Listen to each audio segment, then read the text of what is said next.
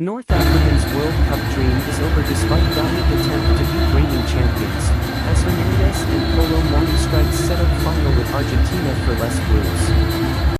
Morocco can leave Qatar with their heads held high.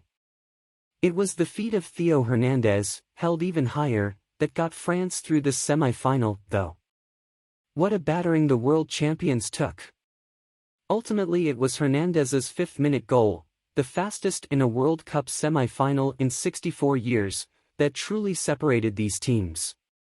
Because of it, Morocco had to keep committing more and more bodies to attack, until they were eventually caught a second time. At which point, France were safe. What preceded that moment, however, was often as frantic as it must have been nerve-wracking, for the small pocket of blue outnumbered behind one goal. Hernandez's goal was worthy of such importance, mind. 2 words, 1 date, Gerd Müller, 1970. That iconic image of him putting the ball past Peter Bonetti to remove England from the World Cup quarter-final, having initially led West Germany 2-0.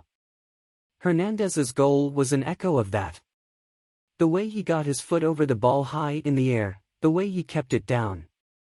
The despairing reaction of goalkeeper Bono. France are in a second consecutive World Cup final because they are arguably the best team here, and they have that status because there is quality throughout this team. Hernandez, remember, is playing in place of his brother Lucas, who got injured in the opening game. This is a squad missing N'Golo Kanté, Karim Benzema and Paul Pogba. Another 2 starters missed this match with illness. Yet they march on. It was tough, it was brutal. But how many matches at this stage in a tournament are won comfortably? France were made to fight. They won the fight. The overwhelming majority in the stadium will not have agreed, but an early French goal was probably the best thing that could have happened to this match. It meant Morocco could not afford to play France on stout defense and counterattack.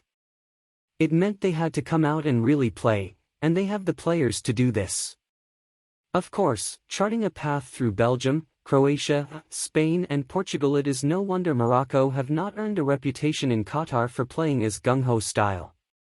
Coach Walid Regragui has been incredibly smart in his tactics, finding ways to win without risking and exposing his players to potentially stronger, more experienced opponents. Yet, challenged to come up with a new way to respond here, Morocco's players responded brilliantly. They got on the front foot, they rattled France, they could have gone in at halftime level at least. They had terrible luck, too. Morocco came into this game with worries about captain Romain Saiss and his defensive partner Naya Fagerd. Regragui gambled on both. Neither paid off. Agerd, West Ham's summer signing who has spent much of the season absent injured, pulled out late in the warm-up. He was replaced by 23-year-old Achraf Dari, of Brest. Less than halfway through the first half, however, it was plain Saiss could also carry on no more. He had been laboring for several minutes. It was hardly a surprise.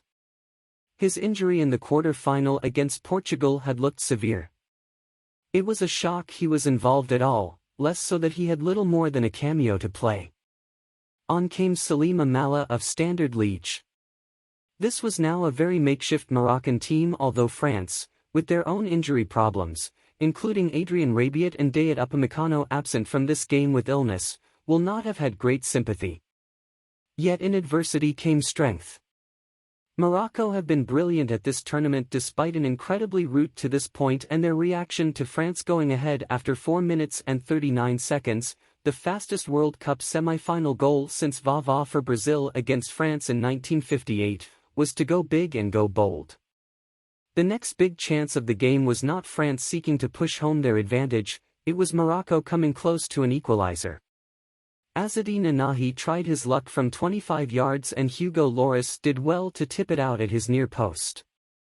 Hakim Ziyech should have done better just 6 minutes later when he got into a good position but delivered a weak finish. By halftime, Morocco had enjoyed more possession than France, and had hit the post in what would have been one of the goals of this, or any, World Cup tournament. The chance came in the final minute of the half when, after a corner had been only half cleared, defender Jawad El Yamiq of Real Valladolid tried a wonderful bicycle kick that Loris got the merest touch on to divert it onto the woodwork.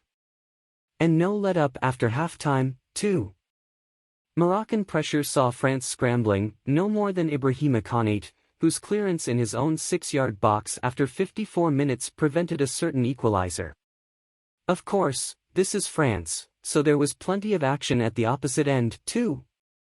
In the 17th minute, Olivier Giroud got through one-on-one and should have done better than a shot that hit the post. Kylian Mbappé had one cleared by El Yamiq after a fabulous pass by Aurélien Tchouameni, and Giroud should have done much better with the recycled ball, too. Yet this is a ferociously hard-working Moroccan team, and a robust one, too. Mbappé in particular felt the full force of their resilience, first from Sofiane Amrabat, then his pal Achraf Hakimi. France got every bit as big a workout as England gave them here 4 days ago.